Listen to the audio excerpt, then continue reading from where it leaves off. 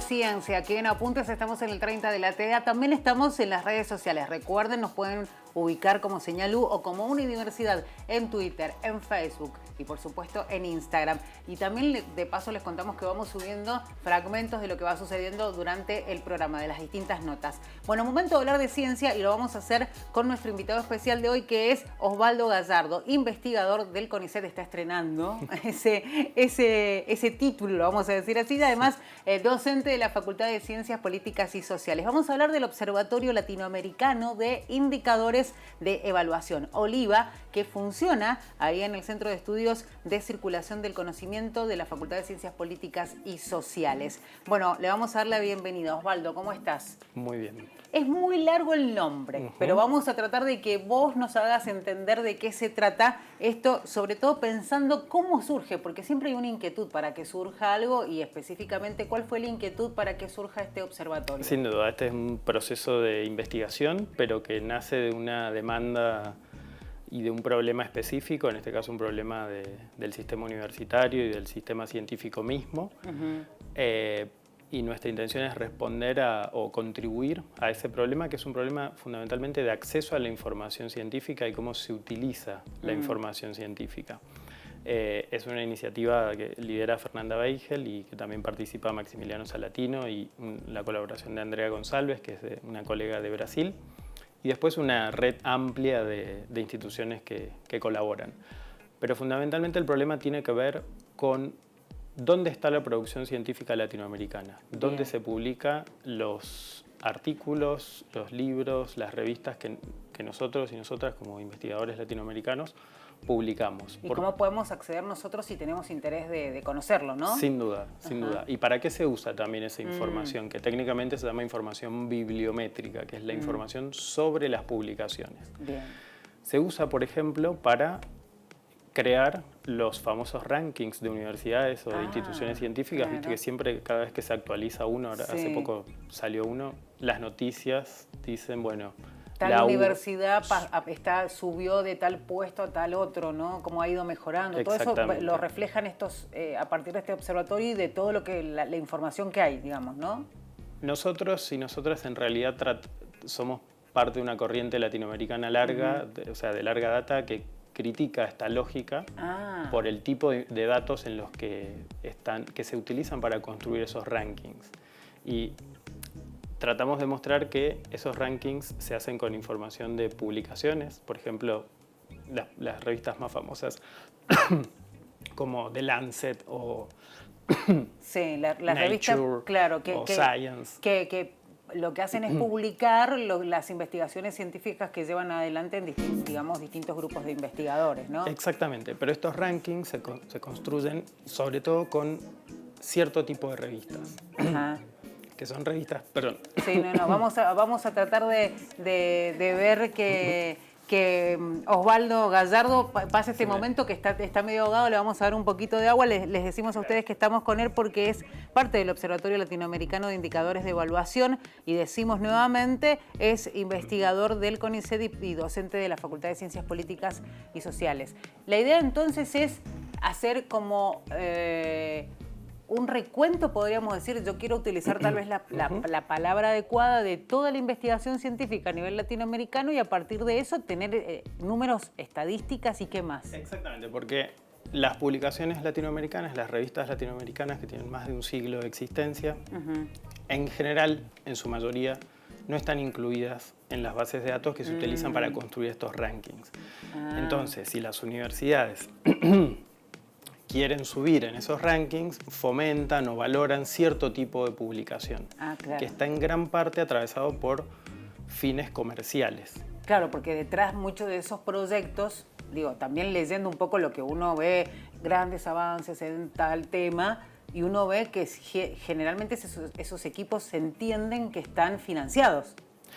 A partir de, tal vez, no digo todos, pero a partir de la necesidad de que se logre descubrir, no sé, se me ocurre pensar, un medicamento para alguna enfermedad. Bueno, siempre el financiamiento de la ciencia es más complicado porque los resultados se obtienen a largo plazo. Claro, pero digo, eso y a también veces son inciertos. Decime si me equivoco o no, Osvaldo, pero eso digo hace que tu publicación de pronto, más allá del tiempo que lleve la investigación, salgan de Lancet y digo, tal vez hay otro grupo de científicos que llevan adelante también una investigación también interesante, pero si no están en esa publicación, no contribuye a ubicar bien tu universidad, ¿sería algo así? De alguna manera sí, de alguna manera ese es el fondo del problema. Y otro problema fundamental es que nosotros en América Latina tenemos fundamentalmente instituciones públicas, estatales, que financian esa investigación. Entonces, nuestro esfuerzo trata de contribuir a esa crítica de decir, bueno, los productos financiados con fondos públicos tienen que estar accesibles para la totalidad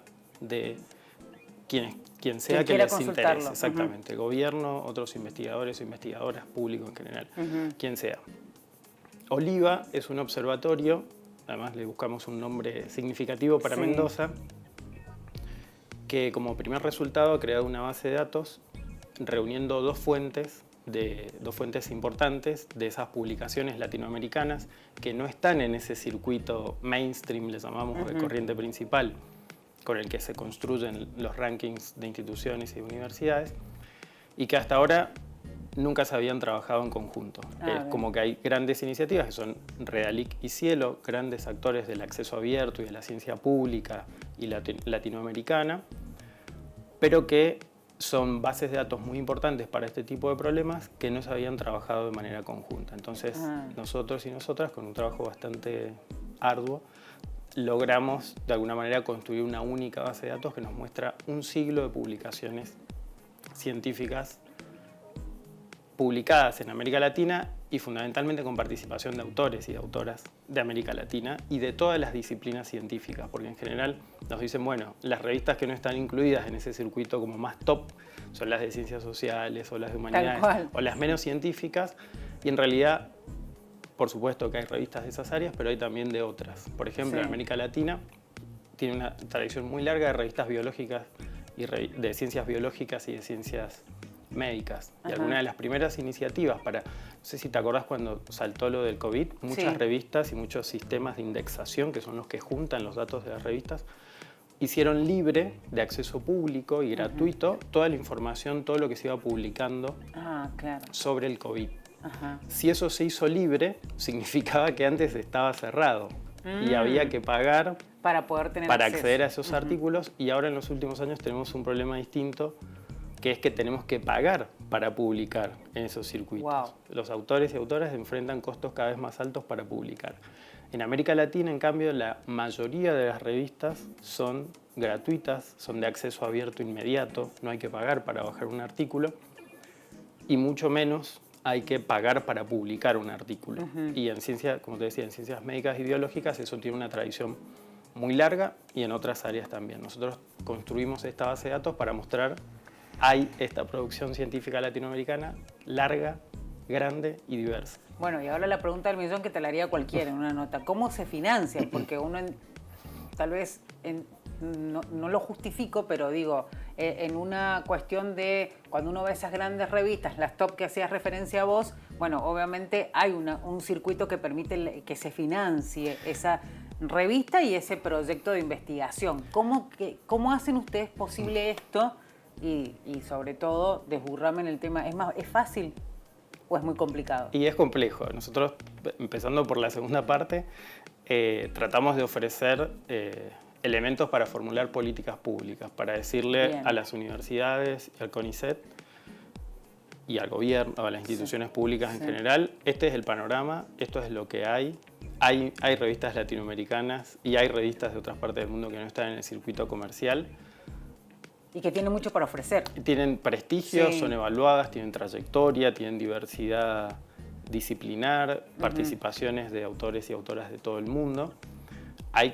Las instituciones tienen que tomar decisiones de cómo evalúan esa producción. Si van a hacer una apuesta solo por subir en los rankings, en los que igualmente van a quedar las instituciones locales siempre muy lejos de las top del mundo, o van a hacer una apuesta por mostrar todo lo otro que hacen las universidades. Sin que importe ese ranking. Sin que sea la principal el objetivo, guía, digamos. Exactamente. Claro. Las actividades como de los chicos y chicas que presentaron recién la playlist, ese tipo de actividades que la universidad tiene y son muy diversas, quedan totalmente invisibilizadas si solo pensamos, si nos orientamos por esos rankings internacionales. Claro. Y lo otro, muy cortito, si me dejas, que tiene que ver con el financiamiento. Sí. Tenemos que pagar para leer muchos artículos, Sí. en general de las revistas no latinoamericanas, y ahora, como te decía, tenemos que pagar por publicar incluso. Qué terrible, digo eso. Ese dinero que se mueve ahí, que es mucho, Sí. no va ni para los autores o las autoras de los artículos, ni para los lectores, ni para quienes garantizan la calidad de la producción, que son quienes evalúan los artículos. ¿Y a dónde va? Va al negocio de las editoriales oligopólicas internacionales, Wow. que son pocas, y que todo el trabajo, o la mayor parte del trabajo y el prestigio científico, que son quienes escriben y quienes evalúan en esas revistas, no es pagado, no es rentado. Y ofrecen servicios, sin duda, no es que no es una estafa, pero no hay relación entre la plata que está entrando y el nivel de ganancia que tienen estos oligopolios. Y me imagino que editoriales. un grupo de científicos, de investigadores, lo que hace es, va por ese lado o tal vez reúne ese dinero que necesita para publicar, porque obviamente quiere que se pueda conocer la tarea que han llevado adelante. Y me parece que eso es lo importante, ¿no? Que es ese gran esfuerzo que hacen porque quieren compartir ese trabajo que han hecho. Sí, pero hoy, si me permitís una breve publicidad, hoy el CONICET publicó un informe que escribimos con Fernanda Beigel y un equipo colombiano justo sobre este problema. Y es cierto, es un gran esfuerzo que los investigadores ponen plata, a veces de su propio bolsillo, para financiar, poder publicar en determinado lugar. Pero cabe preguntarse si las revistas en las que publican los argentinos y las argentinas cada vez más cobran este tipo de cargos, cómo se va, de pagos que hay que hacer, cómo se va a sostener eso. Estamos hablando de $1.000, $2.000 claro, hoy por en día artículo en que una querés Argentina publicar, donde el tema del en un dólar país, es un dolor de cabeza aparte, ¿no? Claro, y que hay que pensar si los recursos científicos del país, económicos, tienen que destinarse a alimentar este negocio. Tal cual. O pueden alimentarse para algo que tal vez sea más relevante o alternativo e igualmente de calidad y relevante para el país. Ahí la importancia de este observatorio, porque viene a cumplir esa función de que se conozcan esos trabajos sin tener que pagar, que eso me parece que es lo fundamental, porque en definitiva lo que se quiere es que se conozca lo que se está haciendo y lo que se ha hecho. Nuestra base de datos, que cubre más de un siglo de producción latinoamericana, corresponde a revistas que no cobran para acceder a sus artículos. El acceso abierto, que es esta política de poner inmediatamente disponibles los resultados de la investigación científica, es una gran tradición latinoamericana, que recién en los años recientes el mundo ha ido en esta parte tomando. del mundo el concepto es diferente, entonces. Siempre. Eso es lo positivo. Y vale la pena valorarlo. Sí, obvio, porque estamos pensando en poner en valor aún más esto de hay que divulgarlo, hay que darlo a conocer. No necesitamos ganar plata con esto. Me parece que eso es lo que hay que poner en valor, sin duda. Así es.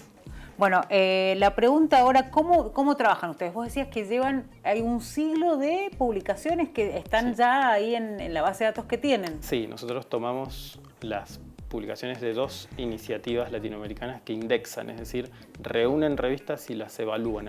¿Cuánto tiempo les ha llevado eso? Estos fueron casi 3 años. Wow. Tomamos Cielo y Realic, que son iniciativas de México y de Brasil, pero de toda América Latina, y hicimos una única base de datos con esas 2 cosas. De investigación, no sirve para que las universidades busquen ahí y ver cómo les va.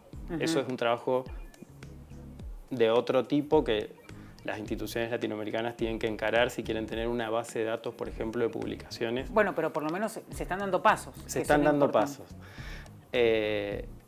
Y otra cosa importante es que esta base de datos, lo pueden buscar en el sitio del Centro de Estudios de la Circulación del Conocimiento, están disponibles, los datos de investigación están disponibles. Y eso se llama o va en la línea de la ciencia abierta. Ahí quería ir, porque ya estamos casi sobre el final de la nota y quería justamente preguntarte, porque cuando hablábamos del tema era ciencia abierta, que es básicamente eso que demandamos en todo, ¿no? Cuando pensamos en un gobierno queremos tener acceso a la información que sea transparente y tiene que ver con eso, tener acceso en este caso a la información científica y de investigación.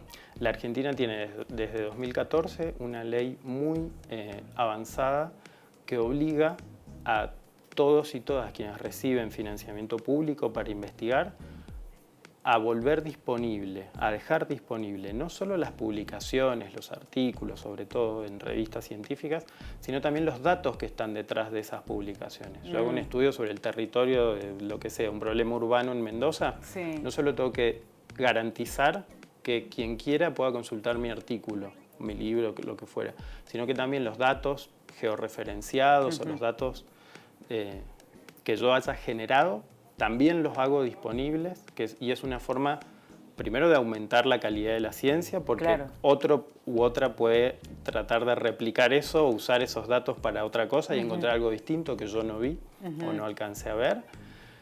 Ofrece datos para el Estado, para las instituciones, incluso para las empresas que quieran utilizarlo, y democratiza también el acceso a la investigación, en el sentido que si yo he sido becado por CONICET y becado por la universidad, y ahora tengo un cargo de investigación, he recibido financiamiento para la investigación y así muchas otras personas en el país, pero muchas otras no. Entonces pueden hacer uso de esos datos dentro del paradigma de la ciencia abierta, que yo doy acceso no solo a mis publicaciones, sino también a los datos detrás de esas publicaciones, y conducir sus propias investigaciones y haciendo la ciencia un poquito más democrática, más accesible.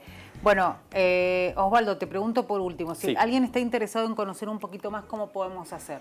Digo, alguien tiene un poco de curiosidad de saber de qué se trata. El observatorio, que es OLIVA, funciona en el marco del Centro de Estudios de la Circulación del Conocimiento, que está dentro de la Facultad de Ciencias Políticas y Sociales, que lo integran casi 20 docentes, investigadores e investigadoras de la Universidad del CONICET. La página es cesic.fcp.uncu.edu.ar. Bueno, ahí está la dirección para que ustedes puedan de alguna manera conocer un poco más de este observatorio. Osvaldo, muchísimas gracias. Seguramente te vamos a tener de vuelta por acá para conocer un poco más lo que hace. Muchas gracias por venir. Osvaldo Gallardo, investigador del CONICET y además docente de la Facultad de Ciencias Políticas de la Universidad Nacional de Cuyo, hablando con nosotros del Observatorio OLIVA, el Observatorio Latinoamericano de Indicadores de Evaluación. Nos vamos a una pausa. Enseguida volvemos.